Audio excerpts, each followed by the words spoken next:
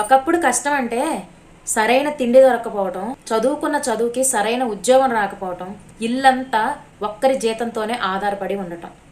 రైతు కష్టపడి పండించిన పంటకి రేటు లేకపోవటం, వర్షాలు లేక అసలు పంటలే పండకపోవటం, ఇది కష్టం అంటే. అయినా కూడా ఆ రోజుల్లో చాలా ధైర్యంగా ఉన్నారు. కానీ ఇప్పుడు కష్టాలేంటో తెలుసా? అమ్మ కొడితే బాధ, నాన్న తిడితే బాధ, ఫోన్ కొనిపెట్టకపోతే బాధ, అడిగినవి ఇవ్వకపోతే బాధ, ఎగ్జామ్లో పాస్ అవ్వకపోతే కష్టం, వాళ్ళ కోరికలన్నీ నెరవేర్చకపోతే పెద్ద కష్టం. అప్పట్లో కలల కన్నా బాధ్యతలు ఎక్కువ, ఇప్పుడు బాధ్యతల కన్నా ఆశలు ఎక్కువ. పిల్లల్ని చదివించండి, కానీ కష్టం విలువను కూడా వాళ్ళకి తెలియజేయండి. మనం తినే ప్రతి మెతుకు వెనక ఉన్న రైతు కష్టాన్ని, ప్రతి ఒక్కరి కష్టాన్ని వాళ్ళకి తెలిసేలా చేయండి. అప్పుడే అన్నింటి మీద విలువలు పెరుగుతూ ఉంటాయి.